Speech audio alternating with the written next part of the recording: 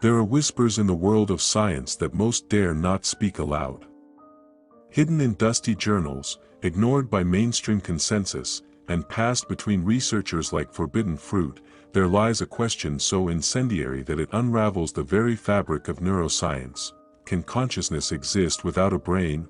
At first, the idea seems absurd. We have been taught to believe that the brain is the crucible of thought, the command center of the self. Every flicker of awareness, every burst of emotion, every fragile thread of memory is, we are told, a product of the nervous system. Damage a portion of the brain, and capacities vanish. Lesion the hippocampus, and a lifetime disappears. Alter neurochemistry, and the soul itself seems to shift. In this narrative, the brain is not the stage for consciousness, it is its source, and yet, strange stories persist. A case published in the 1980s by Dr. John Lorber, a British neurologist, tells of a university student with an IQ of 126, a degree in mathematics, and virtually no brain.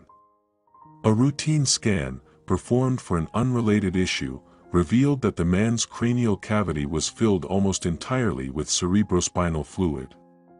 What should have been brain tissue was mostly absent. And yet he walked, talked, studied, and passed exams. Lorber eventually documented dozens of such cases, people with severe hydrocephalus who lived apparently normal lives despite having 5% or less of normal brain tissue. The scientific community, skeptical and unsettled, largely filed these reports under anomalies, errors, or lucky rewiring. But the question lingered, how much brain do we really need to be conscious? Modern neuroscience tends to respond with elegant models. Neuroplasticity, redundancy, compensatory development, all valid and powerful ideas. But none of them quite explain how a near-empty skull can host reason, creativity, and memory. These stories do not prove that consciousness exists without a brain, but they complicate the dogma that it cannot. Then there are the near-death experiences. Across cultures and continents, thousands have reported the same impossible phenomena, floating above their own bodies during cardiac arrest. Observing doctors and nurses, hearing conversations later verified, passing through tunnels of light, encountering deceased relatives, and returning with profound changes in personality and worldview. These episodes occur when brain activity has flatlined, when there is no measurable neural correlate for perception, let alone experience. Are these merely hallucinations produced in the dying moments? Or do they hint at a form of awareness unbound by biology? Skeptics argue that residual activity or unmeasured brain states may explain it all. That oxygen deprivation, chemicals like DMT, or final surges of cortical firework could generate convincing illusions. And perhaps they do. But many experiencers report seeing details that occurred well after clinical death. Some doctors, like Dr. Pim van Lommel in the Netherlands, have studied these cases for decades, concluding that consciousness may not be local to the brain, that the brain may be a receiver, not a generator. Mystics, shamans, and seers across millennia would nod knowingly. In their traditions, consciousness is not created by flesh, it is the fabric of existence itself. The body is a vessel, the brain a filter. Strip away the layers, and what remains is awareness, luminous and eternal. This is not metaphor for them, it is lived reality. Through deep meditation, trance, ritual, or ecstatic prayer, people report entering states of pure being, without thought, without body, without time. They claim to touch a consciousness that is not theirs, but universal. Modern mysticism often aligns with Eastern thought, particularly Advaita Vedanta and certain schools of Mahayana Buddhism. These traditions teach that the self is illusory, that consciousness is not personal but fundamental, and that what we call the individual is simply a temporary configuration of a larger, impersonal field.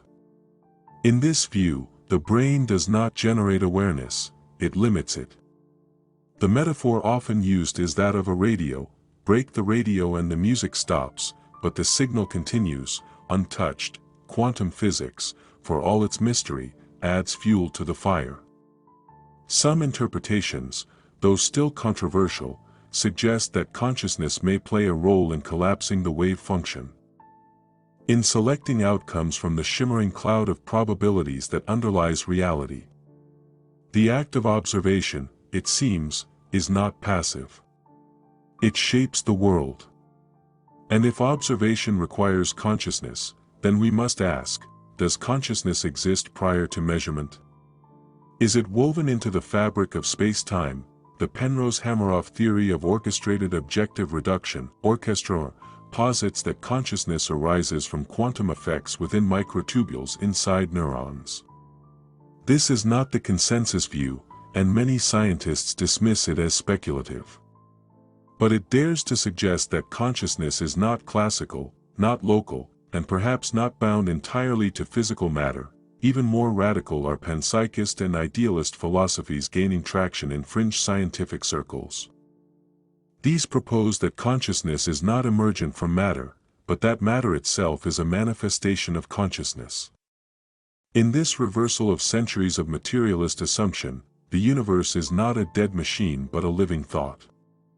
Every electron, every atom has a spark of proto-consciousness. We are not the first glimmer of awareness. We are the latest flowering. If consciousness can exist beyond or before the brain, what does that mean for identity? For death? For AI? Can a machine, no matter how complex, ever be truly conscious if it lacks access to this primordial field? Or is consciousness not something you build, but something you open to? Scientific caution demands evidence. Repeatability, falsifiability. And rightly so. But perhaps, in the case of consciousness, we are searching for the light with the wrong instruments. Perhaps the tools of inner perception, long ridiculed, have their place in a fuller epistemology. Perhaps the mystical is not the opposite of the scientific, but its forgotten twin. In the end, the question remains unanswered. The lights flicker on in the operating theater. The patient wakes, changed. The mystic returns from silence, eyes wide. The scan shows absence. The mind shows presence. And in the space between, something ancient stirs. We do not yet know where consciousness lives, or whether it requires the house we think it does. But the possibility that it can wander without a brain, that it can echo in the absence of form, is not merely a controversy. It is a doorway. And behind that door, something waits, watching.